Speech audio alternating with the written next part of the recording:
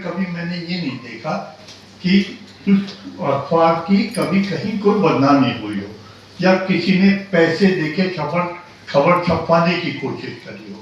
अगर जो खबर है और वहाँ छपी है तो वो साफ सुथरी और सच्ची खबर होगी।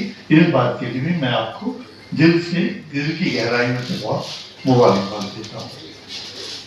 आप एक अच्छे मित्र हैं और मैं आपने जो 45वां स्थापना दिवस आपके अखबार का है, एक लंबा सफर आपका भी था, आपके जीवन का भी, आगे का सफर भी आपका अच्छा हो और फिर आपके जो शायद इसके बाद 50वां मनाएंगे, बीच में भी मनाएंगे, ऊपर वाला करे जब तक हम रहें तो आएंगे जरूर, उसमें भी जरूर शामिल होंगे। और मैं आशा करता हूँ कि हम सब दोस्तों की शुभकामनाएं आपके साथ हैं। ऐसे ही जीवन आपका, आपके बच्चों ने अपनी जगह बहुत अच्छी बनाई है, कई अलग अलग विदेशों में भी हैं और आप उनके पास जाते रहते हैं। मैं अपने हृदय की गहराइयों से बहुत बहुत शुभकामनाएं देता हूँ। ये पुरानी दिल्ली के लोग हैं साहब, ये बदलते नहीं है। हर एक शहर की अपनी सभ्यता होती है, संस्कृति होती है, अपनी जड़ें होती है, और जो अपनी जड़ों से कट जाता है वो विनाश को प्राप्त होता है। और पुरानी दिल्ली की भी अपनी जो है अपना एक लहजा है, अपनी एक संस्कृति है। और विजय शंकर चतुर्वेदी जी बैठे हो, जयप्रकाश अग्रवाल जी बैठे हो, हमने देखा है सांसद रहे, पद पर रहे या नहीं रहे, लेकिन साहब हम जब भी इनके पास गए, इनके चाहने वालों का हमेशा तांता रहा। हमने देखा है कि लोग सत्ता से जाते हैं, कुर्सी जाते ही उनके यहाँ पर ऐसा लगता है जैसे उल्लू बोल रहे हैं, एकदम उजाड़ होता है, कोई पूछने वाला नहीं होता है। लेकिन जयप्रकाश अग्रवाल जी के पास मैं आज भी जाता हूँ और आज से 2 दशक 2.5 दशक पहले भी जाता था।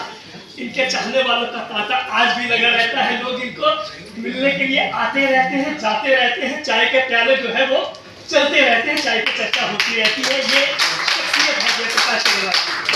और अब हमारे बीच में रमाकांत गोस्वामी जी, राजनेता के रूप में और पत्रकार के रूप में, वैसे तो समय तो वो ले चुके हैं पहले, लेकिन फिर भी जरूरी है कि अब औपचारिक रूप से, क्योंकि अंतिम वक्ता जो है वो हमारे बीच में रमाकांत गोस्वामी जी हैं और उसके बाद योगानंद शास्त्री जी हैं और फिर रमाकांत गोस्वामी जी हैं। मैं कहूँगा कि रमाकांत गोस्वामी जी,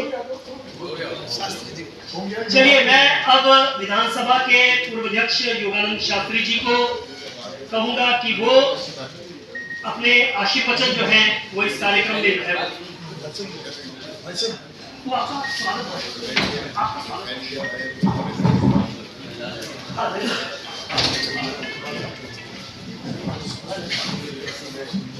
आदरणीय अग्रवाल साहब,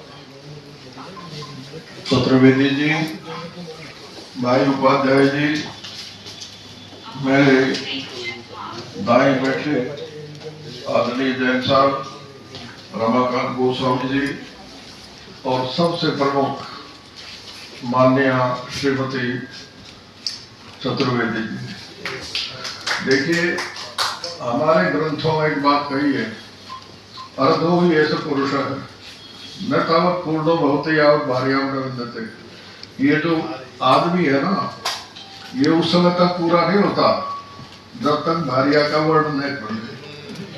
आपने उनसे शादी की तभी आप पूरे हुए, नहीं तो अधूरे थे आप।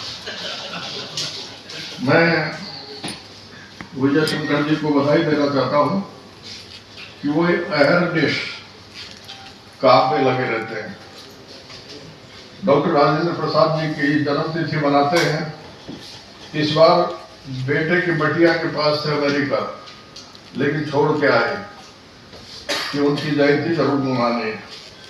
एक ऐसे व्यक्ति जिनको राजनीति में शायद आज कोई नहीं पूछता हो, लेकिन विजय शंकर चतुर्वेदी जी पूछते हैं, आदर करते हैं और भव्य तरीके से उनकी जन्म जयंती को मनाते हैं। आज क्या स्थिति है, 2 बार राष्ट्रपति रहे और जब रिटायर्ड हुए तो अगले दिन ही राष्ट्रपति भवन छोड़ दिया, आश्रम में चले गए पटना में। ऐसे लोगों का आदर होना चाहिए। इसलिए शास्त्रों में एक बात कही है, पूज्या यत्र पूज्यन्ते, पूज्या नाम तो व्यतिक्रम है, त्रीणि तत्र प्रवर्तन्ते दुर्भिक्षम वर्णमय। जिस समाज में ऐसे लोगों का आदर होने लगता है जो तिरस्करणीय है, तो वहां तीन चीजें होती है। पंडित जी या तो दुर्भिक्ष पड़ता है, या अकाल मौतें होती है, या भय व्याप्त हो जाता है कि पंडित जी कभी मुझे न मार दे, अग्रवाल समझे कि चतुर्वेदी मार दे, मुझे न मार दे। ऐसा समाज में है या नहीं समझ। इसलिए है कि हम आदरणीय व्यक्तियों का आदर नहीं करते हैं और अनादरणीय व्यक्तियों का आदर हो रहा है।